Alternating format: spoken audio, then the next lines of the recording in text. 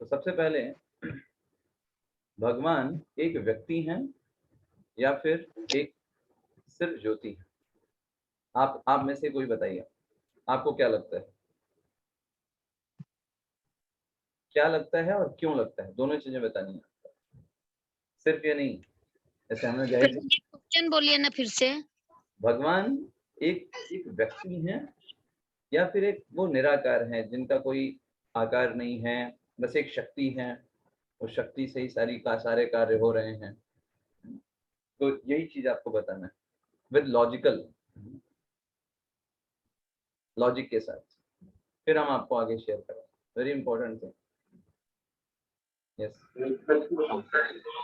हरे कृष्णा प्रभु जी। आपको मालूम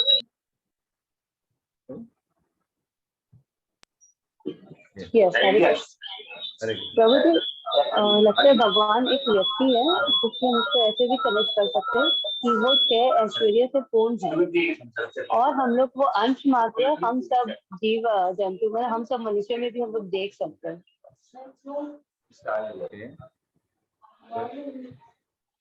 और हम लोग भोग भी लगाते हैं, अगर वो ज्योति होते तो कैसे खाना खाते या ग्रहण करते। ओके, ओके, हम भोग कहते हैं ना बांसुरी बजा रहे हैं।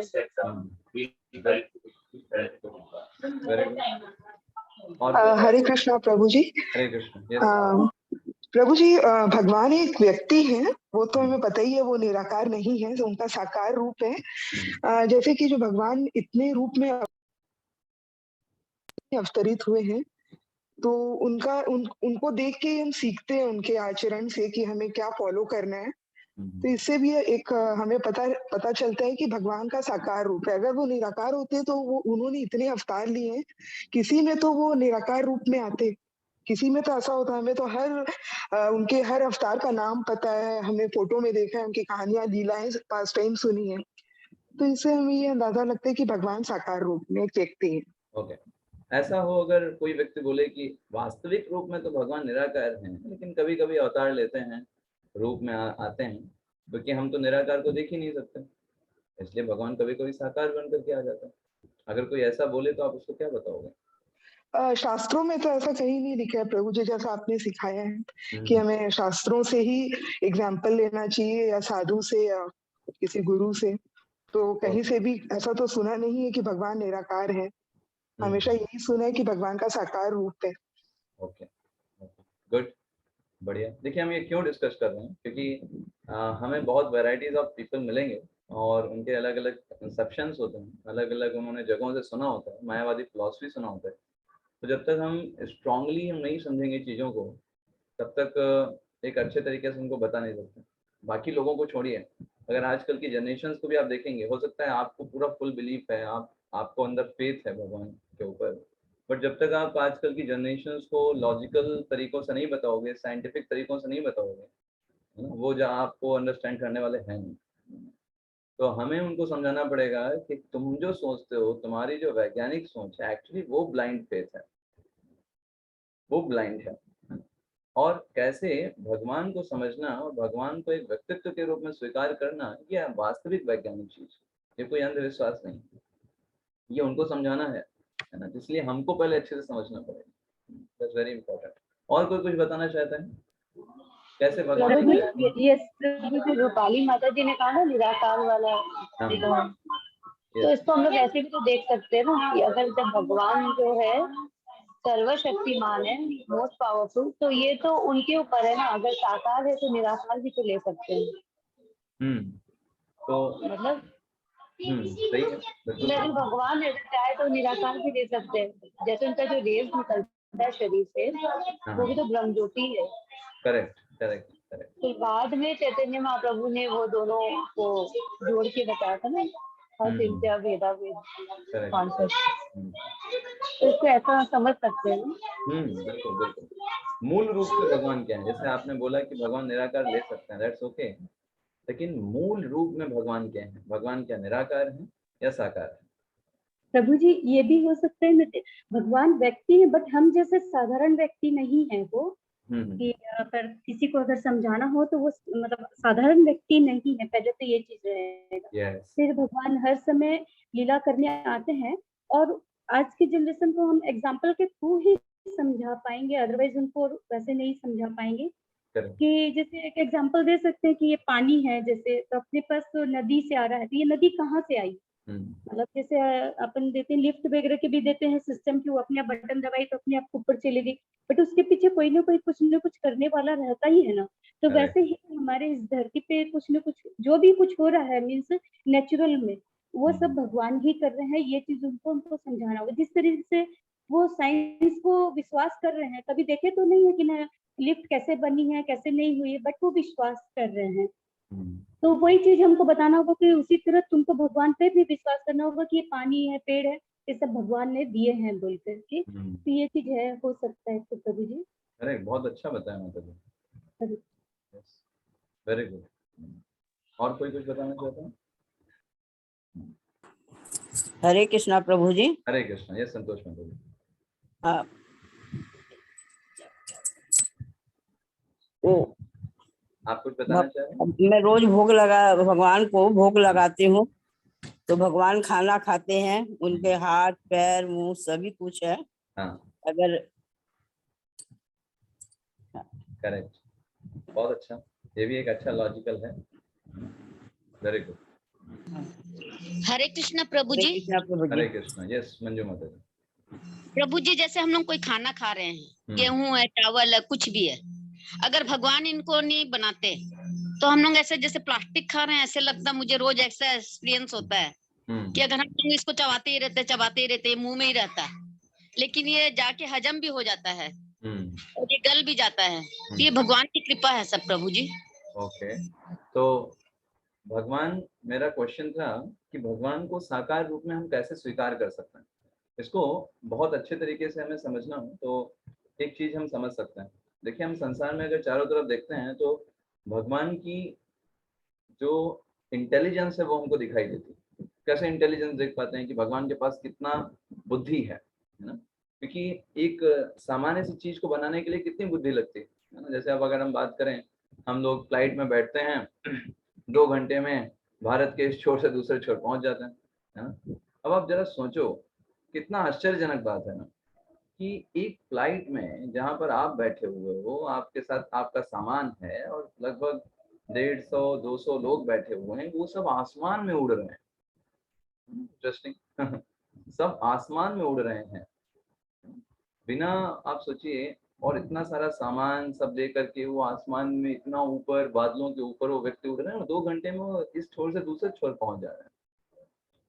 तो कहने को हमने बस टिकट ले लिया और जाके बैठ गए और वहां से उधर चले गए, बट जिस व्यक्ति ने इसका निर्माण किया है ना, इसको बनाया है, क्या आप उसको बोल सकते हो कि वो बेवकूफ था या उसके पास दिमाग नहीं था?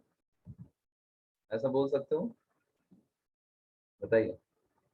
नहीं प्रभु जी। हाँ, नहीं प्रभु जी। हाँ, उसके पास कितना इंटेलिजेंस होगा, है ना? हम लोगों से तो बहुत ही ज्यादा होगा। कम से कम उसने कितना दिमाग लगाया होगा, कितनी चीजें की, इतने 200-250 लोगों को विद उनके लगेज के साथ, और पूरा एक जगह से दूसरी जगह ट्रांसफर हो इतनी फास्ट, इतना तेजी के साथ, उसने कितना दिमाग खर्च किया होगा।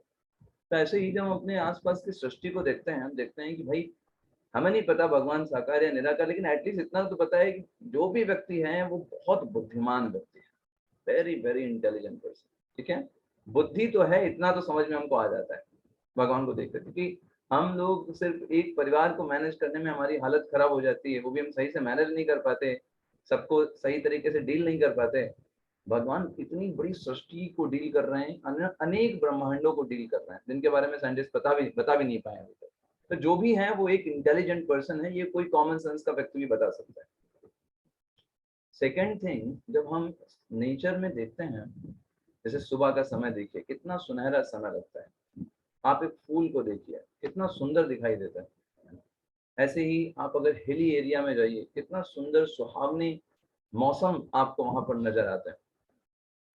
तो दूसरी चीज हमको ये समझ में आती है कि भगवान के पास एक तो बहुत ही दिमाग बहुत अधिक मात्रा में है, और दूसरा उनके पास एक हृदय भी है जो बहुत सुंदर है, जिस कारण से उन्होंने इतना सुंदर प्रकृति बनाई। ऐसा नहीं कुछ भी कहीं से उठा के बना दिया, इतना सुंदर और सुहावनी प्रकृति का निर्माण किया है। तो एक व्यक्ति के पास ही दिमाग होता है और हृदय होता है, ये दोनों चीजें आवश्यकता होती है। जैसे मैं अगर आपसे पूछूं कि दो व्यक्ति हैं, एक व्यक्ति जो है बहुत स्मार्ट है, एकदम इतनी शार्प इंटेलिजेंस है उसकी, सब कुछ उसको याद रहता है, वेरी इंटेलिजेंट पर्सन, उसकी मैथ्स बहुत अच्छी है, साइंस में बहुत अच्छा है, एकेडमिक्स बहुत अच्छा है, लेकिन उसका हृदय नहीं अच्छा है, लोगों को कैसे बात करना है उसे पता नहीं है, रिस्पेक्ट करना आता नहीं है, ये सब उसको एकदम नहीं पता है, डीलिंग्स आती नहीं है, लेकिन पढ़ाई में बहुत अच्छा है। दूसरा व्यक्ति है, पढ़ाई में एकदम डफर है, बिल्कुल बेकार, उसे वोकैबुलरी का भी नहीं पता है, कोई वोकैब भी नहीं याद है, ABCD भी उसको नहीं याद है, लेकिन हृदय का बड़ा अच्छा व्यक्ति है, सबसे बात कर लेता है, सबको आदर रिस्पेक्ट देता है, लेकिन दिमाग से एकदम जीरो है, कल किससे मिला था याद नहीं रहेगा है ना, कल क्या खाया वो याद नहीं रहेगा, आज क्या खाया नहीं याद रहेगा, दिमाग से एकदम जीरो। इन दोनों में कौन अच्छा है? दूसरा वाला प्रभु जी। दूसरा व्यक्ति। दोनों ही नहीं, दोनों इनकम्प्लीट है। दोनों ही एक तरीके से इनकम्प्लीट। हमें चाहिए दोनों चीजें, एक अच्छा बुद्धि और एक अच्छा हृदय, दोनों एक रिक्वायरमेंट है हमारे लिए। तो भगवान जो है, हम जब सृष्टि देखते हैं भगवान की, तो हमें समझ में आता है कि ये वो पर्सन है जिनके पास एक बहुत अच्छा हृदय भी है, कि इतना अच्छा उन्होंने सुंदर प्रकृति का निर्माण किया है, और दूसरा हमें ये समझ में आता है कि भगवान के पास बहुत अच्छी एक बुद्धि भी। तो बुद्धि और हृदय के समन्वय से एक व्यक्तित्व का निर्माण होता है, क्योंकि एक नॉन लिविंग चीज में ना तो बुद्धि होगी ना तो हृदय होगा, ये चीज हम समझ सकते हैं। लेकिन भगवान के पास बुद्धि भी है और हृदय भी है, दोनों चीजें भगवान जो है बनाते हैं। तो भगवान एक बहुत ही सुंदर व्यक्तित्व है। जैसे फॉर एग्जाम्पल हम एक व्यक्ति हैं, तो हमारे पीछे इस व्यक्ति के पीछे हम एक व्यक्ति के पीछे हमारे माता पिता हैं। हमको पता है इस शरीर का जन्म कहाँ से हुआ है, माता पिता से। क्या ऐसा हो सकता है बिना माता पिता के जन्म हो जाए? Is it possible? बताइए, हो सकता है ऐसा? नहीं प्रभु जी। नहीं हो सकता है ना? ऐसे ही अगर आप किसी कंट्री में देखो, इतना सब मैनेजमेंट होता है, इतने सारे स्टेट हैं, हर जगह पे मुख्यमंत्री हैं, तो कहने को कहा जाता है कि सरकार काम कर रही है, सरकार ने ये किया, सरकार ने वो किया। सरकार एक निराकार चीज है, लेकिन क्या वो निराकार चीज के पीछे जो है, क्या वो निराकार है? या वो कौन होता है, उसको क्या बोलते हैं? सरकार कौन चला रहा है? प्रधानमंत्री। क्या वो निराकार है? नहीं प्रभु जी, नहीं प्रभु वो जी। एक व्यक्ति। यस। ऐसे ही हमारे घर में बिजली आती है, तो बिजली एक निराकार है। बिजली क्या है? वो बोलेगा बिजली, तो बिजली तो एक निराकार है, उसका कोई आकार नहीं, कैसी क्या होती है किसी को कुछ पता नहीं। लेकिन वो बिजली को सप्लाई जो व्यक्ति कर रहा है, वो सप्लाई कर रहा है जो व्यक्ति, जो ऑपरेट कर रहा है, वो निराकार है या साकार है? साकार है प्रभु। ऐसे ही जो आप देखिए, इतने सारे उपग्रह भेजे जाते हैं नासा के द्वारा, और अलग जगहों पे उपग्रह भेजे जाते हैं। तो उपग्रह को भेजा जा रहा है, वो भले ही उपग्रह यहाँ से दूर चले जा रहे हैं, लेकिन उनको नियंत्रित किया जा रहा है किसी व्यक्ति के द्वारा। हाँ, अपने आप नियंत्रित नहीं होते वो, उनको कोई व्यक्ति नियंत्रित कर रहा है। ठीक इस तरीके से छोटे छोटे ग्रहों को जो भेजा जाता है नासा और इसरो के द्वारा, उनको उनके लिए व्यक्ति की आवश्यकता है, वो अपने आप मैनेज नहीं हो रहे हैं। ठीक ऐसे ही हमारे इतने सारे ब्रह्मांड हैं, इतनी सारी पृथ्वी, सूर्य, चंद्रमा, ये सब भी एक व्यक्ति के द्वारा नियंत्रित हो रहा है, हवा में नहीं कार्य कर रहे हैं। ये चीज इंपॉर्टेंट है समझना। तो हर एक निराकार के पीछे साकार की आवश्यकता होती है। जैसे रोशनी निराकार है या साकार है? रोशनी, प्रकाश निराकार है, लेकिन ये आता कहाँ से है? बल्ब से आता है, रॉड से आता है। तो बल्ब और रॉड, ये क्या है, साकार है निराकार? साकार है प्रभु जी। तो सारे निराकार का स्रोत जो है वो साकार होता है, साकार से ही निराकार चीजें निकलती हैं। ये चीज हमारे यहाँ पर समझने वाली है। और एक चीज हम समझ सकते हैं, जैसे दूसरा पॉइंट, कि भगवान सबके पिता हैं। आप क्या बोल सकते हो? अल्टीमेट फादर, सबसे बड़े पिता हैं। सबसे बड़े पिता। जैसे अगर मैं आपसे कहूँ कि आपके पिताजी का क्या नाम है, आप कुछ नाम बताओ। मैं पूछूं उनके पिताजी का क्या नाम है, आप कुछ नाम बताओ। मैं पूछूं उनके पिताजी का नाम क्या है, आप कहोगे याद नहीं है, पता नहीं है। फिर पूछूं उनके पिता का नाम क्या है, आप कहोगे नहीं पता। लेकिन भले आप ये बोल रहे हो कि मुझे नहीं पता नाम, लेकिन आप ये बात बहुत अच्छे से जानते हो कि वो कोई ना कोई व्यक्ति रहे होंगे। ये बात तो सबको क्लियर है। कोई ये नहीं बोलेगा नहीं नहीं हमारे बस पिता के पिता से ही स्टार्ट हो, उसके पहले कुछ नहीं था, हवा से पिताजी आ गए, फिर उसके बाद उनके बेटे आए, उनके बेटे से फिर हम आ गए। ऐसा कोई बोल सकता है? बताइए। नहीं प्रभु जी। तो हमें ये बात क्लियर है कि हमारे पिताजी हैं, उनके भी कोई पिताजी रहे होंगे, उनके भी कोई पिताजी रहे होंगे, और वो एक व्यक्ति ही होंगे। ऐसा नहीं होगा कि हवा से कुछ निकल आया अचानक से और वो एक व्यक्ति बन गया, फिर उसके बाद वो चीजें चालू हो गई। नहीं, व्यक्ति से ही एक व्यक्ति की उत्पत्ति होती है, लाइफ से ही लाइफ आती है। तो उस तरीके से अगर हम पीछे पीछे चलते चले जाएं, चलते चले जाएं, तो हम पाएंगे अल्टीमेट फादर जो है, जन्मांदस्य यतः, जिनसे सब कुछ निकला हुआ है, वो भगवान श्री कृष्ण है। हवा से कोई चीज नहीं आई थी, ये चीज हम दूसरी चीज समझ सकते हैं। मतलब हमारे वास्तविक पिता वो भी एक व्यक्ति हैं, वो भगवान है। इसलिए देखिए, चाहे जो भी धर्म हो, हर धर्म में भगवान को पिता के रूप में स्वीकार किया जाता है कि वो परम पिता है, वो सबके फादर हैं। ऐसा करके सभी धर्म में इसको स्वीकार किया जाता है। तो भगवान कोई पत्थर नहीं है या कोई एक हवा नहीं है जिनसे कोई चीज अचानक से निकल गई, वो भी एक व्यक्ति है। जैसे संसार में भी हम देखते हैं कि व्यक्ति से ही कोई व्यक्ति आता है। कहीं पत्थर से आपने किसी इंसान को निकलते देखा क्या? बताइए। नहीं प्रभु जी। नहीं। तो इसे बोलते हैं तार्किक तरीके से समझना, कैसे भगवान एक व्यक्तित्व है। आप कोई भी चीज को, हर एक चीज का कोई ना कोई ओरिजिन होता है, कहीं ना कहीं से वो निकली होगी। कोई केमिकल से नहीं बन गए हम लोग। जैसे साइंटिस्ट क्या बताते हैं, वैज्ञानिक, अगर आप आजकल के बच्चों की बुक्स पढ़िए तो आप क्या देखेंगे, क्या बताया जाता है कि हम कैसे बने हैं, केमिकल से बने हुए हैं। बहुत सारे तत्व थे, अचानक से समुद्र में एक केमिकल्स थे, वो तैरते तैरते आ गए, उसमें कुछ अमीनो एसिड मिल गए और थोड़े थोड़े समय के बाद एक व्यक्ति बन गया, निर्माण हो गया, है ना। तो ये मतलब मजाक है एकदम। इतना ज्यादा आप अगर उसे पढ़ेंगे समझेंगे तो एक मजाक की तरह लगेगा कि ऐसे ही केमिकल्स अपने आप आपस में मिट गए और ऐसे ही वो एक व्यक्ति बन गया। लेकिन यही पढ़ाया जाता है आजकल, क्योंकि वो गॉड पे विश्वास नहीं करते, भगवान को मानते नहीं है। क्योंकि भगवान को मानेंगे तो फिर वो सेंस ग्रेटिफिकेशन नहीं कर पाएंगे, क्योंकि उनको भगवान के नियमों को मानना पड़ेगा। इसलिए अपने एथीज्म को वो इस तरीके का, वो अपने जो नास्तिकवाद है उसको साइंस का नाम दे करके वो आगे बढ़ाते हैं। साइंस का मतलब क्या होता है?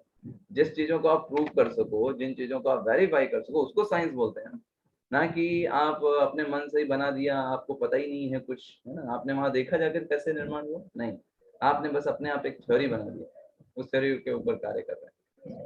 तो ये गलत है, इसको बोलते हैं नॉनसेंस, है ना, जो आजकल साइंस के नाम पर पढ़ाया जा रहा है।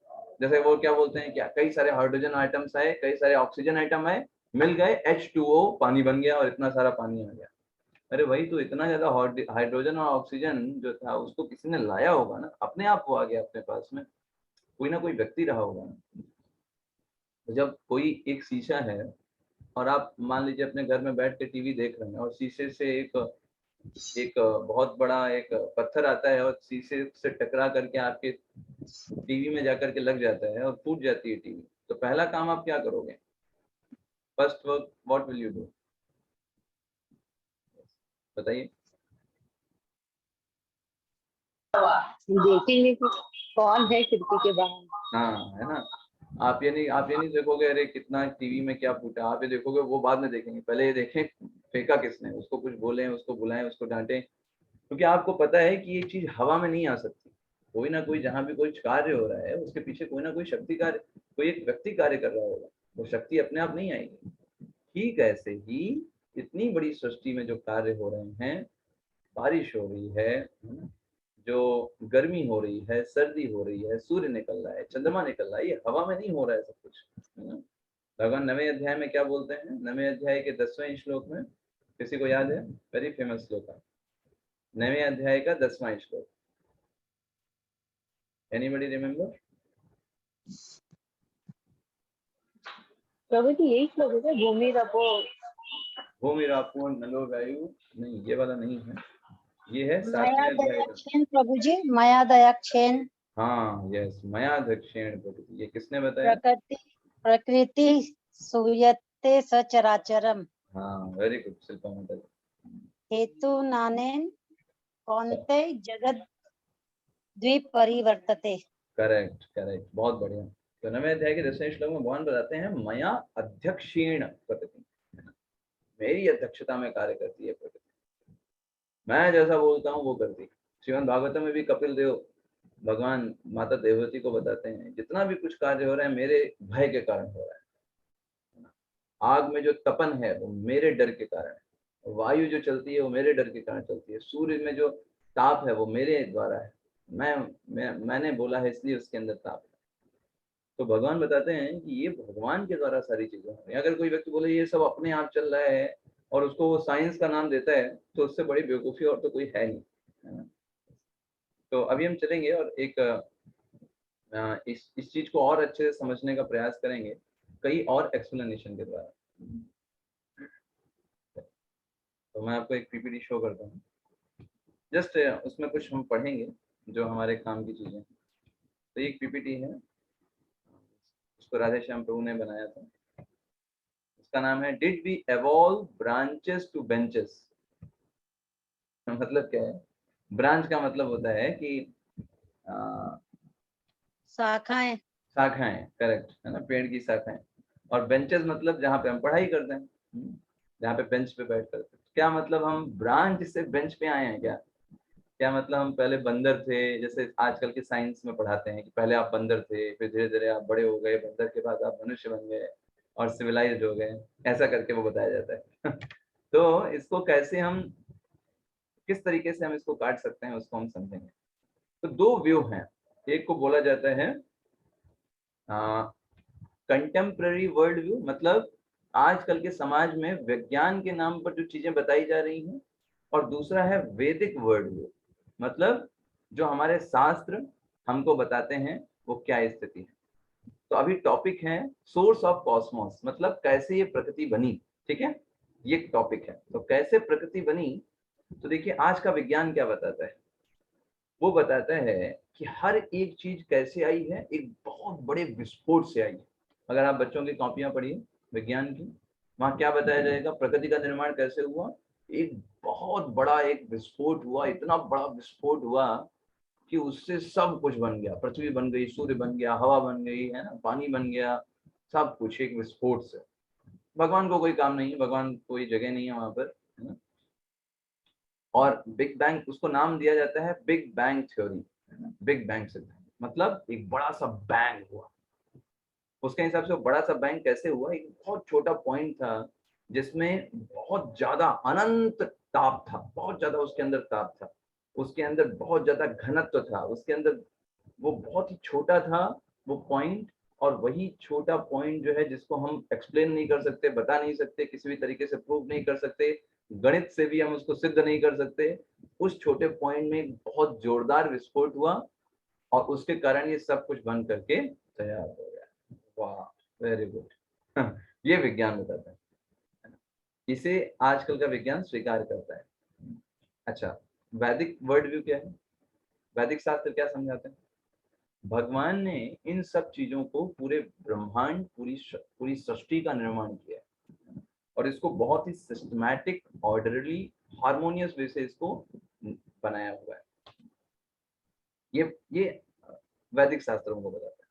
अब देखिए, एक तरफ विज्ञान कर क्या रहा है, जो हमारी श्रद्धा भावना भगवान के लिए होनी चाहिए, उस भावना को वो कहाँ पे जाकर के मोड़ दे रहा है, ये बोल रहे हैं यहाँ पे वैदिक में हमको समझाया जा रहा है कि भगवान ने बनाया है सब कुछ, और ये क्या बता रहे हैं कि एक पॉइंट ने सब कुछ बनाया है। मतलब भगवान को हटा करके क्या रख दिया, पॉइंट रख दिया। वो पॉइंट वो खुद भी एक्सप्लेन नहीं कर सकते कि वो क्या है, कैसा है। तो ये क्या ब्लाइंड फेथ नहीं है, क्या अंधविश्वास नहीं है, बताइए। जी अंधविश्वास ही है।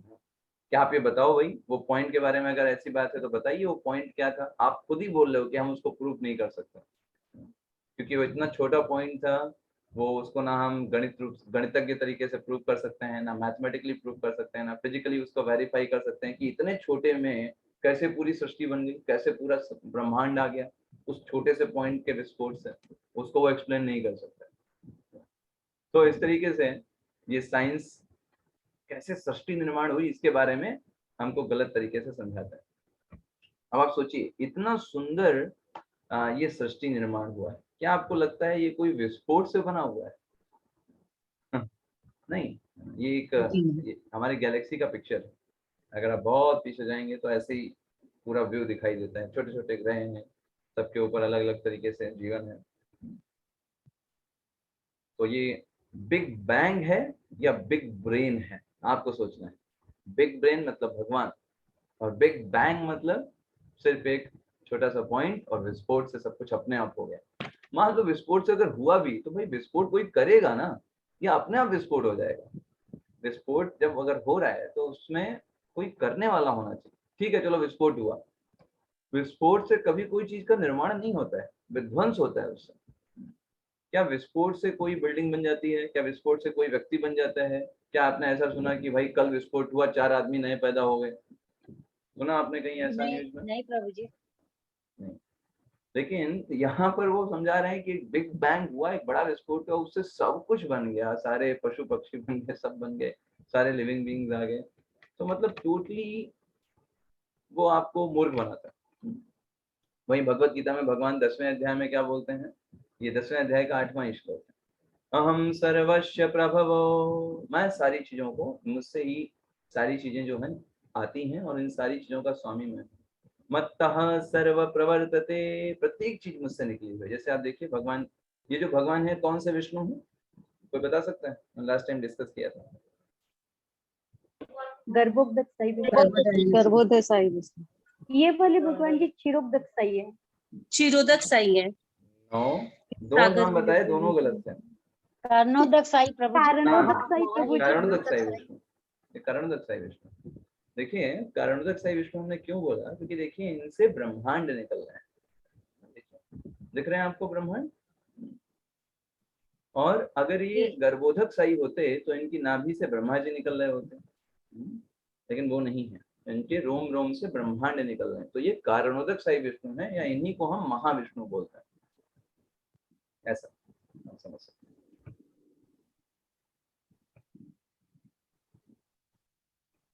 भगवान बोलते हैं कि मैं सारी चीजों का स्रोत हूँ। ऐसे ही भगवान 15वें अध्याय के 13वें श्लोक में बताते हैं, गामा विश्व च भूतानि धार्यम अहम ओजसा, मैं प्रत्येक लोक में प्रवेश करता हूँ। एवरी लोक, जितने भी ब्रह्मांड के लोक हैं, भगवान कहते हैं मैं उन सारे लोकों में प्रवेश करता हूँ, तब मैं उनको नियंत्रित करता हूँ, उनको कंट्रोल करता हूँ, स्वयं प्रवेश करके। भगवान बोल रहे हैं मेरी शक्ति के कारण वो एक ऑर्बिट में रहते हैं, घूमते रहते हैं। ऐसे हमें पता है पृथ्वी सूर्य के चक्कर लगा रही है। ऐसे ही अब देखिए दूसरा टॉपिक है, लाइफ का निर्माण कैसे हुआ, जीवन कैसे बना। इसके बारे में आजकल के वैज्ञानिक क्या बताते हैं कि भाई जीवन कैसे बना। पहले जो था, आजकल के वैज्ञानिक बताते हैं कि पहले एक मैटर था, मतलब मैटर मतलब जैसे सिंपल लकड़ी, कवर है ना। यस, हरे कृष्ण। एक लकड़ी अलमारी में भी। मंजू माता जी आप कुछ बोलना चाह रहे हैं? नहीं प्रभु जी, मेरा ऑन नहीं है। ओके, नहीं, मंजू सिंह माता जी। जी नहीं प्रभु जी। ओके, तो यहाँ पर आजकल के वैज्ञानिक बताते हैं कि कोई मैटर था, कोई तत्व था, सिंपल जैसे लकड़ी, पत्थर, पत्थर है ना, ये सारी चीजें तत्व हैं। वो कहते हैं कि इन्हीं से क्या हो गया, इन्हीं से धीरे धीरे करके जो है लाइफ, जीवन जो है निकल गया। उन्हीं से कभी कभी कोई एक व्यक्ति निकल आया उन्हीं चीजों से और एक व्यक्ति बन गया। क्या आप कभी सोच सकते हो ऐसी बात है कि किसी नॉन मैटर से, जैसे आपका बेड है ना, या फिर टेबल है, कुर्सी है, चेयर है, क्या उससे कभी जीवन निकल सकता है? Is it possible? नहीं प्रभु जी। की बात है ना, हमेशा लाइफ जो है वो लाइफ से ही आती है। इवन दो आपको प्रभुपाद जी बहुत अच्छा एग्जांपल बताते हैं कि कभी कभी जब अगर धान या गेहूं इकट्ठा कर लो तो उसमें से कुछ कीड़े पैदा हो जाते हैं। तो जो लोग मूर्ख लोग होते हैं वो कहते हैं कि धान से कीड़े पैदा होते हैं, लेकिन उनको नहीं पता है एक्चुअली धान या गेहूं इन सब चीजों से कीड़े नहीं पैदा होते। कीड़े पैदा होते हैं लिविंग बीइंग से ही, वहीं पर कहीं ना कहीं किसी के अंडे पड़े होंगे उनसे, या फिर किसी का कुछ ना कुछ रह गया होगा, उससे वो जीव जो है उत्पत्ति हो जाती है। क्या धान और गेहूं से कोई जीव उत्पन्न हो सकते हैं क्या? नहीं। नहीं प्रभु जी। लेकिन जो बुद्धिमान नहीं होंगे वो बोलेंगे नहीं देखो भाई, हमने तो सिर्फ धान रखे थे, कि जीव कैसे आ गए, इसका मतलब धान से ये निकल आए। धान से नहीं निकला। या फिर हम देखेंगे कभी कभी 4 प्रकार के जीव होते हैं, आपको मैं बताऊं, आपको क्लियर हो जाएगा और अच्छे से। 4 प्रकार के जीव कौन कौन से होते हैं आपको भी बताता हूँ। हाँ, उनको बोलते हैं 4 प्रकार में। एक होता है उद्भिज। उद्भिज वो जीव होते हैं जो बीज से उत्पन्न होते हैं, उनको उद्भिज नाम दिया जाता है। जैसे पेड़ पौधे कैसे उत्पन्न होते हैं? बीज से उत्पन्न होते हैं कि नहीं, है ना? जी होते हैं प्रभु Yes. जी। इसलिए ऐसे जीवों को बोलते हैं उद्भिज, जो बीज से उत्पन्न होता है। दूसरा नाम होता है अंडज। अंडज वो जीव होते हैं जो अंडों से उत्पन्न होता है। जैसे फॉर एग्जाम्पल कौन कौन बता सकते हैं जिनका जन्म अंडों से होता है? मुर्गी, मुर्गी, हाँ, मुर्गी, चिड़िया, चिड़िया, ओके, बट छिपकली, छिपकली, हाँ, छिपकली, बहुत बढ़िया। तीसरे प्रकार के जीव होते हैं जिनको बोला जाता है स्वेदज। स्वेदज का मतलब ये वो जीव होते हैं जो कि गंदगी से उत्पन्न होता है। मतलब कहीं भी जैसे पसीना हो गया, या फिर आपने बहुत दिन तक अगर अपना बेड या चीजों को गंदा रखा तो वहां देखिए कीड़े पैदा हो जाते हैं। उनको क्या बोलते हैं, उन कीड़ों को? स्वेदज। स्वेदज। हाँ, स्वेदज। तो ऐसे बहुत सारे जीव होते हैं। एग्जाम्पल कोई बता सकते हैं? फंगस प्रभु जी, हाँ, ब्रेड वगैरह में भी लग जाते हैं करेक्ट जैसे। करेक्ट, फंगस, बढ़िया। और सबसे लास्ट में चौथे होते हैं जरायुज। जरायुज, तो जरायुज का मतलब होता है ये वो जीव होते हैं जो कि गर्भ से उत्पन्न होता है। इनमें कौन एग्जाम्पल हो सकता है? इंसान, हाँ, इंसान, मनुष्य, बिल्कुल सही। गाय, गाय, है ना? ये डॉग, सब, कुछ भी हाँ, सब। हाँ, करेक्ट। तो ये 4 प्रकार के जीव होते हैं, लेकिन ये चारों प्रकार के जीव किसी ना किसी के द्वारा ही आते हैं। ऐसे कहीं ऐसा नहीं होगा कि पत्थर से निकल आ रहे हैं, नहीं, या हवा में पैदा होगा, नहीं। उनके पीछे कोई ना कोई एक व्यक्ति होता है, चाहे वो जैसा भी हो, व्यक्ति होगा, हवा में नहीं हो जाता। ये चीज यहाँ पे इम्पोर्टेंट है समझना। तो वैदिक वर्ल्ड व्यू क्या बताता है कि भाई देख लो, रसायनों से कभी लाइफ नहीं बनती। चाहे जितने भी रसायन ले आओ, चाहे जितना भी निर्माण कर लो, रसायनों को ले आओ, इकट्ठा कर लो, तो हम वैसा ही निर्माण कर देंगे जैसे व्यक्ति उत्पन्न होते हैं। जो जो रसायन उसमें लगते हैं उन सारे रसायन मिला देंगे, वैसे ही चीजों का निर्माण करेंगे। कुछ भी कर लो, आप किसी जीव को उत्पन्न नहीं कर पाएंगे, क्योंकि जीव उन रसायनों के द्वारा नहीं आ रहा है। जीव आ रहा है वो भगवान के द्वारा, भगवान का अंश है। वो रसायन का निर्माण, अगर आप सोचिए, वैज्ञानिक तो इतने ज्यादा प्रगतिशील हो गए हैं, इतना सब कुछ कर लिया उन्होंने, क्या उनके पास इतनी बुद्धि नहीं है कि एक मनुष्य का निर्माण कर सकें? भाई सारे केमिकल्स तो उनके पास हैं ही, और बॉडी तो देखा ही उन्होंने, सारे केमिकल्स भी जानते हैं। इतना सब बाई हार्ट सर्जरी कर लेते हैं, हार्ट ट्रांसप्लांट कर देते हैं, किडनी ट्रांसप्लांट कर देते हैं, तो क्या एक मनुष्य का निर्माण नहीं कर सकते? बोलिए, सोचने वाली बात है कि नहीं? लेकिन प्रभु जी निर्माण तो दूर बचा भी नहीं पाते वो। हाँ, क्या मतलब, फिर से बोलिए। निर्माण तो बहुत दूर की बात है, वो बचा भी नहीं पाते अगर किसी को कोई रोग हो जाता है तो। करेक्ट करेक्ट करेक्ट, है ना? क्योंकि वो असमर्थ हैं। वो खुद बड़ा आश्चर्यचकित रहते हैं कि क्या ऐसी चीज है, ऐसा निकल जाती है, तो मैं कितना भी उसके बाद चाहे कितना भी खून भर दो बॉडी के अंदर, कितना भी उसके अंदर हड्डियां 10-12 जोड़ दो, कुछ नहीं, सब बेकार। सॉरी बोलना पड़ता है भाई, हम नहीं बचा पाए, सॉरी। क्या हो गया भाई, आप इतने बड़े बड़े डिग्री लेके बैठे हो, इतने बड़े बड़े डॉक्टर हो, सारे केमिकल्स आपको पता है, सारी आपने डिग्री ले रखी है, सब कुछ आपको नॉलेज है, क्यों नहीं आप बचा पा रहे हैं उस व्यक्ति को? क्योंकि उनको ही पता है कि कुछ तो ऐसा है जो हम नहीं जानते हैं, हमारी समझ से परे की बात है। तो वैदिक वर्ल्ड व्यू या फिर हमको शास्त्र सिखाते हैं कि भाई हम केमिकल से नहीं बने, केमिकल से हम नहीं बने हैं, हम बने हैं, हम एक व्यक्ति हैं और हम एक व्यक्तित्व के द्वारा ही हमारा निर्माण हुआ है। और वो व्यक्तित्व जो है वेरी इंटेलिजेंट पर्सन है। अगर कोई हमसे पूछे कि हम कौन हैं, तो हमारा आंसर क्या होगा? जैसे जो ये हेनरी मॉन्सन जो मैं आपको बता रहा था, एक बहुत बड़े साइंटिस्ट थे, इन्होंने एक बॉडी को पकड़ा और देखा कि इसके अंदर क्या क्या केमिकल्स हैं, उन सब का एनालिसिस किया। कितना कैल्शियम है, कितना फास्फोरस है, कितना पोटेशियम है, कितना सल्फर सोडियम है, कितना मैग्नीशियम है, सब काउंट किया और बाजार में गए और उन्होंने पाया कि इन सब की कीमत मात्र 110 रुपए है, उन केमिकल्स की कीमत। मतलब हमारी बॉडी है जिसपे हम बहुत नाच करते हैं, वो बॉडी की कीमत सिर्फ कितनी है? How much? 110 110 रुपए। अगर वैज्ञानिक दृष्टिकोण से देखा जाए, या फिर ये सो कॉल्ड साइंटिस्ट जो मानते हैं कि हम केमिकल से हैं या फिर सिर्फ हम केमिकल्स हैं, हम सिर्फ रसायन ही बने हुए हैं, हम बस खून है, मांस है, हड्डी है, अगर यही चीज हम हैं वास्तव में, तो उनके हिसाब से हमारी कीमत सिर्फ 110 रुपए है। तो उसमें परेशान होने की बात नहीं है अगर उस तरीके से देखें, क्योंकि 110 रुपए तो कोई कीमत है ही नहीं वास्तव में। लेकिन आप खुद सोचो, क्या हम सिर्फ केमिकल से बने हुए हैं? क्या हम सिर्फ एक रसायन है? आप एक लेबोरेटरी में जाओ, वहां पे बहुत सारे रसायन रखे हुए हैं, फिर आप अपने शरीर को देखो, क्या उनमें और आप में कोई अंतर नहीं दिखाई देता आपको? क्या आप बस वही चीज सामने है और वही चीज अंदर है? बताइए। जी नहीं प्रभु जी। नहीं सॉरी, जी नहीं। अलग है कुछ, हम चीजों को फील कर सकते हैं, हमें दुख होता है ना, हमें अंदर इमोशंस होते हैं। केमिकल्स में कोई इमोशन देखा क्या कभी? नहीं। नहीं। नहीं देखा। तो वास्तविक स्थिति हमारी ये है, हमारा बाहर का शरीर जो है वो स्थूल शरीर है जो पंच महाभूतों से मिलकर बना हुआ है। फिर अंदर सूक्ष्म शरीर है जिसमें इमोशंस होते हैं, मन, बुद्धि और अहंकार, ये हमारे इमोशंस को के लिए है। और फिर अंदर हम हैं, आत्मा, जो इन दोनों से परे है, सूक्ष्म शरीर से भी और स्थूल शरीर से। इसीलिए देखिए, जब कोई व्यक्ति चला जाता है तो ये बोला जाता है कि वो व्यक्ति चला गया, लेकिन बॉडी वहीं पर पड़ी है।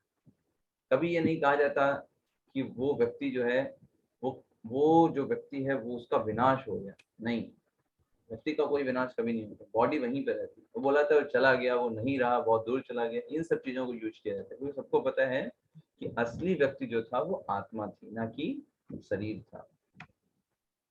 कि आत्मा जो है वो वास्तविक वस्तु है, ये चीज इम्पोर्टेंट है।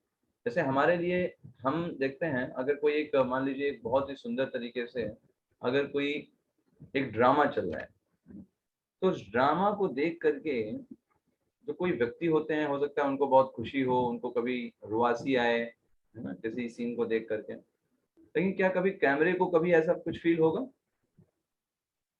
जी नहीं प्रभु जी। नहीं फील होगा, क्योंकि वो लिविंग बीइंग नहीं है, उसके अंदर सोल नहीं है। ठीक वैसे ही हमें समझना है कि हम ये शरीर तो सिर्फ केमिकल्स का बना हुआ है, लेकिन हम केमिकल नहीं, हम जो है इसके परे हैं। इस कारण से हमको ये सब फीलिंग, इमोशन, सुख, दुख, ये सब चीजें हमको प्रतीत होती। मशीन में ये सब हम फील नहीं कर सकते। अच्छा, अब बात करें तीसरी चीज, जीवन और मृत्यु के बारे में साइंस क्या बताता है और शास्त्र क्या बताता है। साइंस क्या बोलता है जीवन के बारे में, कि हमारा जो लाइफ चल रहा है, जो ये सब कुछ केमिकल से निर्मित है। कहीं ना कहीं कुछ ना कुछ केमिकल्स निकलते हैं और उस कारण से सारे काम होते हैं। बॉडी में जो ग्रोथ होता है, हम बढ़ते हैं, युवावस्था आती है, बुढ़ापा आता है, ये सब केमिकल्स का ट्रांसफर ही होता रहता है और वही केमिकल से ही सारी चीजें होती रहती हैं। दैट्स ऑल, ये साइंस बताता है और कुछ नहीं है उसके अलावा। शास्त्र हमको समझाते हैं एक्चुअल में जो लाइफ है वो आत्मा के कारण है। आत्मा है, जब वो एक बॉडी में प्रवेश करती है तब वो बॉडी चलती फिरती प्रतीत होती है। वो निकल जाएगी, वही बॉडी बेकार हो जाएगी। जैसे हम एग्जांपल देते हैं हमेशा कि एक ग्लव, एक जो जाड़ों में हम ग्लव्स पहनते हैं हाथों को जाड़े से बचाने के लिए, तो ग्लव्स में जब आप हाथ डालते हो तो फिर आप हाथ को घुमाओगे तो ऐसा लगेगा कि ग्लव्स मूव कर रहे हैं, है ना? लेकिन वो ग्लव्स मूव नहीं कर रहे हैं। क्या मूव कर रहे हैं? आपकी उंगलियां आप मूव करा रहे हैं, करेक्ट ना? या ग्लव्स मूव कर रहे हैं? बताइए। उंगलियां मूव कर रही हैं। वही हाथ आप अगर बाहर निकाल लो तो ग्लव्स क्या होंगे? नीचे गिर जाएंगे, क्योंकि उनमें कोई शक्ति नहीं है। वो तो सिर्फ एक भावना को प्रदर्शित करने के लिए एक माध्यम है। ठीक ऐसे ही ये शरीर भी है, ये आत्मा के कारण जो है चलता फिरता प्रतीत होता है। आत्मा अंदर है तो ये भी चलेगा, बोलेगा, बात करेगा, सुनेगा। आत्मा निकल जाएगी, यही शरीर निर्जीव हो जाएगा। इसलिए कई बार हम देखते हैं व्यक्ति अच्छे से कार्य कर रहा होगा, कहीं बैंक गया या कहीं गया, अचानक से हार्ट अटैक आया, आत्मा निकल गई। वही शरीर था जिससे वो बैंक गया था, वही शरीर था जिससे चल के आया था, वही शरीर था जिससे बोल रहा था, लेकिन अब वो शरीर से कुछ नहीं कर सकता। कुछ कर सकते हैं फिर नहीं। नहीं प्रभु जी। हाँ, तो मेन है आत्मा कार्य कर रही है शरीर के द्वारा। बोलता कौन है? हमें लगता है कि शरीर बोल रहा है, शरीर नहीं बोलता। शरीर अगर बोलता तो आत्मा निकल जाती, फिर भी बोलता रहता। आत्मा के द्वारा शक्ति प्रदान की जाती है। हमारे अंदर जो शक्ति है वो आत्मा के द्वारा प्रदान की जाती है। वो शक्ति आत्मा को कहाँ से मिलती है? परमात्मा के द्वारा। ये यहाँ पे समझने की चीज है। ये हमको वैदिक वर्ड व्यू हमको समझा, वैदिक जो हमारा शास्त्र है वो हमको समझाता है। बॉडीज चेंज होती रहती हैं, लेकिन आत्मा वो मेन चीज है।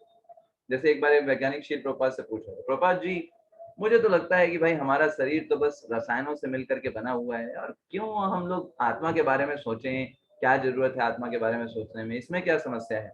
हम अपने आप को एक मशीन की तरह माने?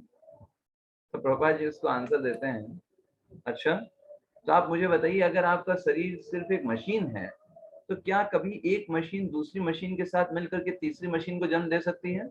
इज इट पॉसिबल कि आपने एक लावा का फोन लिया और एक नोकिया का फोन लिया और उससे सैमसंग का फोन प्रोड्यूस कर दिया? Is it possible? नहीं प्रभु जी। ऐसा नहीं हो सकता है ना। लेकिन क्योंकि आत्मा स्थित है शरीर के अंदर, तो इसलिए जब कभी भी नर और मादा मिलते हैं वो अपने जैसे पुत्र की उत्पत्ति कर सकते हैं, क्योंकि उनके अंदर क्या है? क्या उपस्थित है उनके अंदर? जान है, जीव है, जान है। उनके अंदर आत्मा उपस्थित है। ऐसी इसके कारण वो एक नई संतान की उत्पत्ति कर सकते हैं अपने जैसी। मनुष्य होंगे तो मनुष्य, पशु होंगे तो पशु, अपने जैसी संतान की उत्पत्ति करने में समर्थ होते हैं। ये कोई कभी केमिकल्स नहीं कर सकते कि दो केमिकल्स आपने मिला दिया और तीसरा नया केमिकल आपने पैदा कर दिया। No, you can not do. एक आपने मोबाइल लिया सैमसंग का, एक दूसरा मोबाइल लिया आपने लावा का और मिला करके एप्पल का बना दिया, एक नया एप्पल का फोन निकल आया। नो, ऐसा नहीं होगा। आपने एक बड़ी कार लिया, एक आपने नैनो कार लिया और दूसरा आपने आल्टो कार लिया और मिल करके उसको मर्सिडीज बना दिया। ऐसे नहीं होता। It is not possible, it is not possible. तो हम सिर्फ एक मशीन नहीं है, मशीन के अंदर कोई इमोशंस नहीं होते।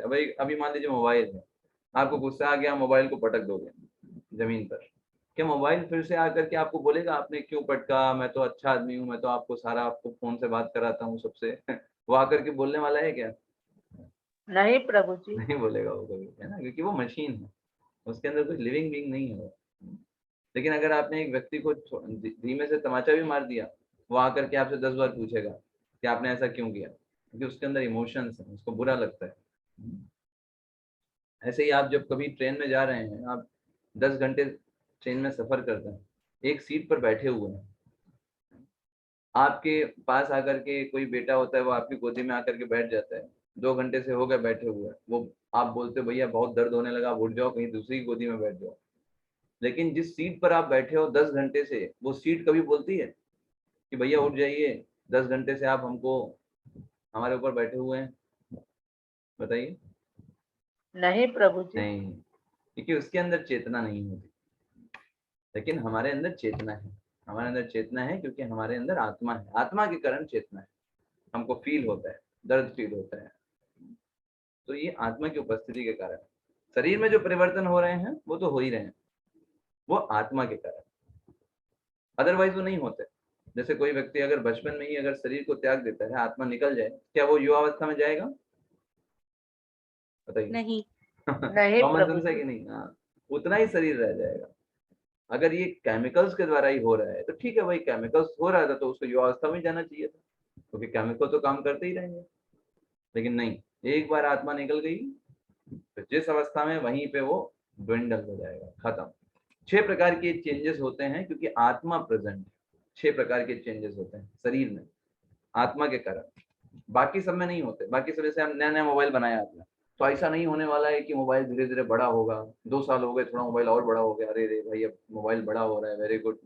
फिर 10 साल हो जाएंगे, मोबाइल युवा अवस्था में पहुंच जाएगा और बोल उसके अंदर खूब सारी ताकतें आ जाएंगी। नहीं, ऐसा कुछ नहीं होने वाला।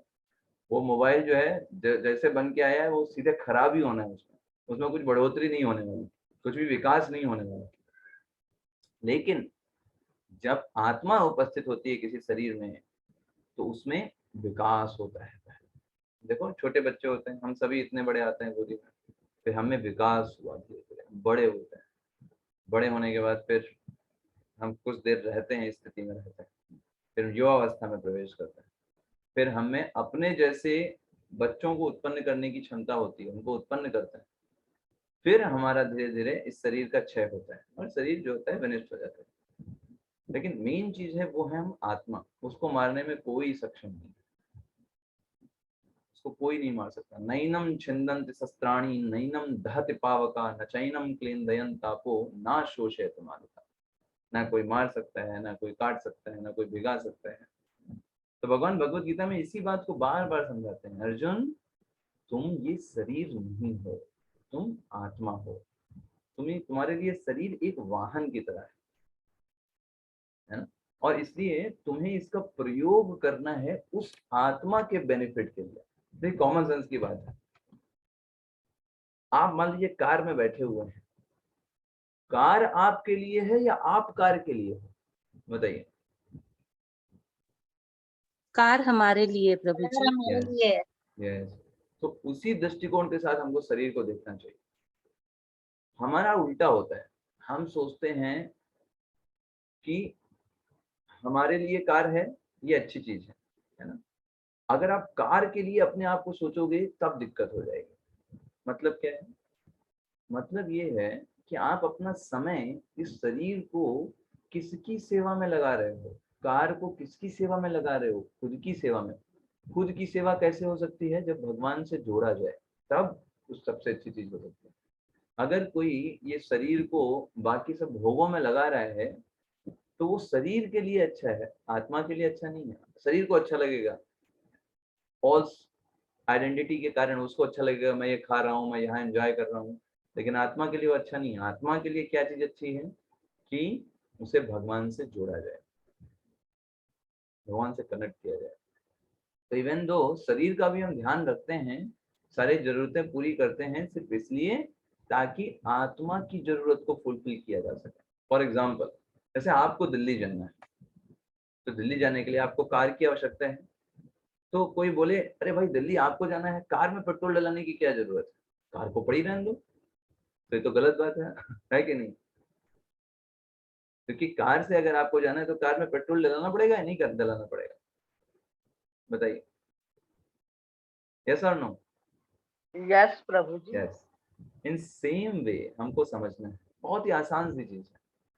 हमें शरीर का ध्यान रखना है। क्यों ध्यान रखना है? क्योंकि भक्ति करनी है। जीवन का ध्येय है भगवान की भक्ति करना, भगवान की सेवा करना। तो शरीर का हम ध्यान क्यों रख रहे हैं? ताकि भगवान की सेवा कर सके। भगवान की सेवा किस लिए कर रहे हैं? क्योंकि वो हमारा असली लक्ष्य है, एज अ आत्मा, एज अ सोल, जो कि वास्तविक रूप से हमें। कोई व्यक्ति अगर ये बोलता है कि नहीं शरीर का ध्यान रखने की कोई जरूरत नहीं है, तो भी गलत है।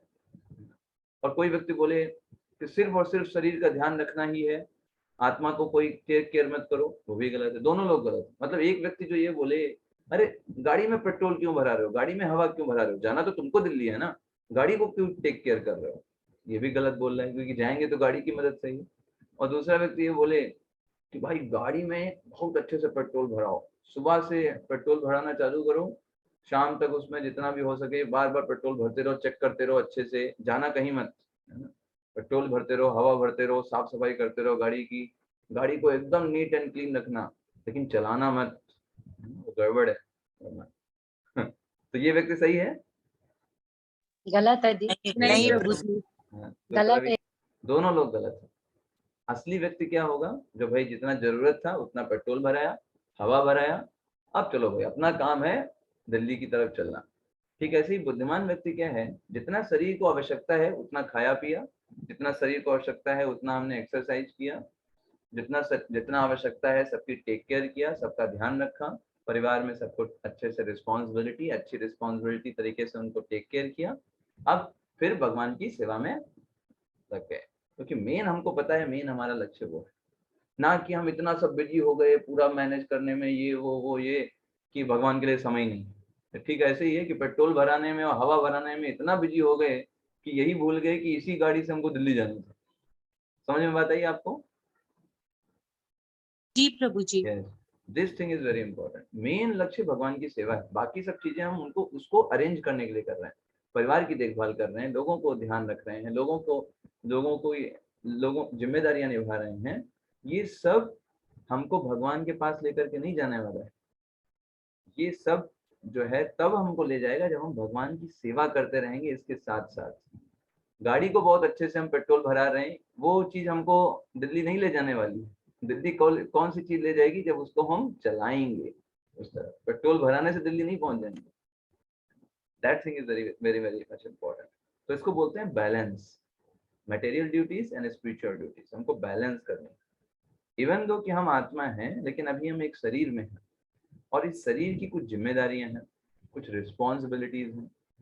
तो हम ये नहीं कह सकते उन रिस्पॉन्सिबिलिटी को छोड़ करके हम सिर्फ और सिर्फ भक्ति करेंगे, नहीं, वो प्रैक्टिकल नहीं है। उन रिस्पॉन्सिबिलिटीज को निभाते हुए और अच्छे से निभाते हुए हमें साथ साथ में भक्ति को करना है। और यही भगवान ने भगवत गीता में बहुत अच्छे से अर्जुन को समझाया, अर्जुन युद्ध छोड़ के मत जाओ, उसे सेवा की तरीके से करो। तो मैं बोल रहा हूँ इसलिए करो। तो जब सेवा के दृष्टिकोण से हम सारी जिम्मेदारियों को भी निभाएंगे और जो समय मिलेगा उसमें भगवान के नाम का जप करेंगे, कीर्तन करेंगे, लोगों को बताएंगे और भक्तों का संग करेंगे, भगवान का दर्शन करेंगे, ये चीज हमको भगवान की तरफ ले जाएगी। इसी तरीके से डॉक्टर आयन स्टीवेंसन थे, इन्होंने भी बहुत सारे प्रूव किए आत्मा के ऊपर कि इन्होंने 2000 से ज्यादा पुनर्जन्म के बताया कि कितने सारे पुनर्जन्म के केसेस के ऊपर रिसर्च किया। तो पुनर्जन्म मतलब क्या है? दूसरा एक शरीर मिल गया जो पिछले शरीर के बारे में बता सकता है। अब ये छोटी 5 साल की बच्ची है, वो पिछले जन्म में जो महिला थी उसके बारे में सब कुछ बता सकती है। तो ये छोटी बच्ची इस महिला के बारे में कैसे जानती है? इस महिला के शरीर के बारे में कैसे जान सकती है? इसका मतलब कुछ तो था जो दोनों में सेम है। वो सेम क्या है? वो है आत्मा। आत्मा जो उस शरीर में थी वो निकल करके भी इस शरीर में आ गई। इस कारण से वो पिछले शरीर के बारे में बता सकती है चीजों को। इसलिए हम ट्विंस के बारे में देखते हैं। आप भी अगर कई लोगों से मिले हों जो ट्विंस हों, हाँ, जुड़वे होते हैं, लेकिन ऐसा नहीं है कि उनके आचरण एक जैसे रहते हैं। दोनों में कितना अंतर होता है। कोई कभी कोई बहुत नटखट होता है, कोई बहुत शांत होता है। जुड़े बच्चे होने के बावजूद भी उनके स्वभाव में कितना अंतर होता है। ऐसा क्यों है? क्योंकि दोनों अलग अलग आत्माएं हैं, दोनों अलग अलग कर्मों को लेके आए हुए हैं, तो उनके स्वभाव अलग अलग है। अगर हम केमिकल से ही बने होते तो सोचने वाली बात है, भाई 2 जुड़वा हैं, उनमें तो सारे केमिकल सेम है, तो उनका स्वभाव एक ही जैसा होना चाहिए। लेकिन क्या ऐसा होता है? बताइए। नहीं प्रभु जी। नहीं होता। तो एग्जैक्टली यही होता है हमारे साथ। जब हम एक शरीर से दूसरे शरीर में जाते हैं तो आत्मा नहीं बदलती, शरीर बदलते हैं। आत्मा वही है जो हम अनंत कालों से हमने अनेक शरीर में ट्रांसफर किया है, एक से दूसरे शरीर में। और ये जो ट्रांसफर होता है ये हमारे कर्म और हमारी इच्छाओं के आधार पर होता है। जैसे देखिए इस वीडियो में,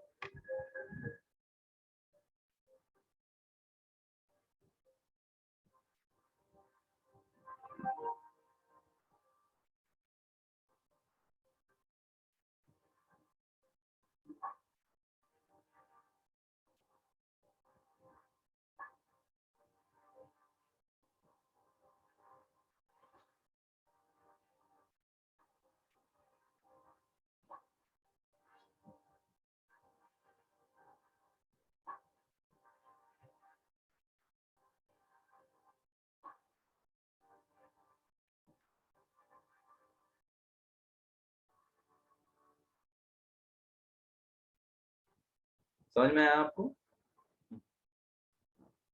क्या देखा आपने? कोई बता सकता है? अपनी इच्छा से आत्मा शरीर चेंज होता है प्रभु जी। हाँ, सारे देखिए सारे सेंसेस वही रहते हैं, आँख नाक कान सारे वही रहते हैं, बस सारे चेहरे की बनावट और अलग अलग देशों में हम अलग अलग योनियों में जाते रहते हैं, जन्म लेते रहते हैं अपने अच्छा और कर्म के आधार पर। यही यहाँ पे लिखा गया है। 2 चीज हैं जो ये निर्धारित करती है हमारा अगला जन्म कैसे होगा। पहला, मृत्यु के समय हमारे अंदर क्या डिजायर्स थी, मृत्यु के समय में हमारी क्या इच्छाएं थी, उस आधार पर दूसरा शरीर हमको मिलेगा। और दूसरा, जीवन भर हमने किस आधार पर कर्म किए हैं। ये 2 चीजें हमें अगला शरीर प्रदान करती है। जैसे कोई व्यक्ति है, वो मृत्यु के समय उसके अंदर डिजायर होगी मुझे अमेरिका में जाना है, अमेरिका में जन्म चाहिए, लेकिन जीवन भर कर्म तो उसने अच्छे नहीं किए, अब डिजायर तो अमेरिका में जन्म लेने की। तो अमेरिका में जन्म मिलेगा लेकिन कहीं लोअर स्पीसीज में, चूहा बन करके जन्म लेगा अमेरिका में, या डॉग बन जाएगा। वो बात अलग है, अमेरिका में डॉग की ज्यादा अच्छी रिस्पेक्ट होती है इंसानों की अपेक्षा। तो ये चीज बहुत इंपॉर्टेंट है ना, कि 2 चीजें मुख्य रूप से हमको अगला शरीर देने में कार्य करती हैं, और इन दोनों चीजों को हमें समझने की आवश्यकता है। अब बोलोगे आप बोलोगे इनकी आवश्यकता क्या है समझने की। देखिए ये चीज हमको ये समझाती है कि अभी जो हमारा हमको शरीर मिला है, वो शरीर हमारे ही किए गए कर्मों के कारण हमको अभी प्रदान हुआ है। हमने जो पिछले कर्म किए थे उसके आधार पर हमको ये शरीर मिला हुआ है, क्योंकि बहुत सारी चीजें हम निर्माण नहीं करते। हमारे माता पिता के हमने डिसाइड किए? नो। हमारा कैसा फेस कट होगा हमने डिसाइड किया? नो। हम गोरे होंगे काले होंगे हमने डिसाइड किया? नहीं। हम कौन से देश में जन्म लेंगे हमने डिसाइड किया? नहीं। हम तो बस हो गए। हम कौन से धर्म में होंगे, किस जाति में होंगे, किस वर्ण में होंगे, कुछ भी हमने डिसाइड नहीं किया। तो इसका मतलब ये नहीं ये अचानक से अपने आप हमको मिल गया, नहीं, ये एक व्यवस्था है। हमारे किए गए कर्मों के आधार पर हमको एक पर्टिकुलर शरीर और पर्टिकुलर व्यवस्था में हमको डाला गया, हमारे ही कर्मों को काटने के लिए। इसे बोलते हैं लॉ ऑफ कर्मा। तो इसको समझना बहुत जरूरी है। तो इससे हम फायदा क्या है, इसका मतलब मैं जो जो कार्य कर रहा हूँ वो सारे कार्य जो हैं वो एक कर्म फल को क्रिएट कर रहे हैं। हम जो जो कार्य यहाँ पे कर रहे हैं, हमारी दूसरी बॉडी बन रही है, हम देख नहीं पा रहे हैं बट वो बन रही है। जैसे ही शरीर को छोड़ेंगे तुरंत उस बॉडी में भेज दिए जाएंगे, इंस्टेंट। तो इसलिए हमें बहुत ही सावधानी पूर्वक अपने कार्यों को भक्तिमय बनाना चाहिए। जब भक्ति में कार्य करेंगे, भगवान की प्रसन्नता के लिए कार्य करेंगे, तो उससे कर्म फल क्रिएट नहीं होगा। जब कर्म फल क्रिएट नहीं होगा तो दूसरी बॉडी फॉर्म नहीं होगी, और जब दूसरी बॉडी फॉर्म नहीं होगी तब हम सीधे भगवत धाम जाएंगे। That is the main thing you have to understand. इसलिए हमें प्रत्येक दिन भगवान के नामों का जप करना चाहिए और अपने सारे कार्यों को भगवान को सेंटर मान करके उनको करना चाहिए, न कि स्वयं की संतुष्टि के लिए। तो इस प्रकार से हम इस भाव बंधन से निकल जाएंगे और इस भाव सागर जो कि जन्म मृत्यु का चक्र है, इससे अपने आप को उबार पाएंगे। तो हम यहीं पे कंक्लूड करेंगे, टाइम भी हो गया आज का। हरे कृष्ण। तो आपका अगर कोई प्रश्न है तो आप हैंड रेज कर सकते हैं। हरे कृष्णा प्रभु। हरे कृष्ण। हरे कृष्णा प्रभु जी। Anybody has any question? कविता माता। प्रभु जी मेरे को एक बार क्षीरोदक्षाई विष्णु के बारे में बता दीजिए। गर्भोदक्षाई और कारणोदक्षाई के बारे में तो समझ में आ गया, हाँ। क्षीरोदक्षाई विष्णु के बारे में एक बार और बता दीजिए। ठीक है। क्षीरोदक्षाई विष्णु माता जी क्या होते हैं, वो संसार के प्रत्येक कण कण में निवास करते हैं, उनको बोलते हैं क्षीरोदक्षाई विष्णु, जो संसार के कण कण में निवास करते हैं। और इनको आप बोल भी सकते हो परमात्मा। जो हमारे हृदय में हमारे साथ हैं वो कौन से विष्णु हैं? क्षीरोदक्षाई परमात्मा। साथ ही साथ इस ब्रह्मांड, प्रत्येक ब्रह्मांड में एक स्थान है जिसका नाम है श्वेत द्वीप। वो श्वेत द्वीप में क्षीर सागर है और उस क्षीर सागर में ही ये शयन करते हैं। इनका नाम है क्षीरोदक्षाई विष्णु। ये श्वेत द्वीप जो है ये एक एम्बेसी होता है स्पिरिचुअल वर्ल्ड का। हर ब्रह्मांड में एक एम्बेसी है। जैसे भारत में आप देखेंगे ना, हर देश का एक एम्बेसी होता है। वहां पर भारत के नियम काम नहीं करते, वहां पे आध्यात्मिक जगत, वहां पे उस देश के नियम काम करते हैं। ठीक ऐसे ही हर ब्रह्मांड में एक आध्यात्मिक जगत का एक छोटा सा पार्ट होता है, वही श्वेत द्वीप है, जहाँ पर क्षीरोदक विष्णु शयन करते हैं। और साथ ही साथ वही क्षीरोदक विष्णु प्रत्येक जीव के पास प्रत्येक कण कण में निवास करते हैं एज अ परमात्मा। ठीक है माता जी? जी प्रभु जी, हरे कृष्ण प्रभु। हरे कृष्ण। सारे देवी देवता जब कभी परेशान हो जाते हैं, इन्हीं विष्णु के पास जाते हैं, क्षीरोदक साई विष्णु के पास, जो क्षीर सागर में शयन करता है। और किसी का कोई प्रश्न है? ठीक है, ठीक है, तो हम यही पेंड करते हैं। श्रीमद् भगवद गीता की जय। श्रील प्रभुपाद की हरे कृष्ण प्रभु जी, दंडवत प्रणाम। हरे कृष्णा प्रभु जी, दंडवत प्रणाम। दंडवत प्रणाम प्रभु जी।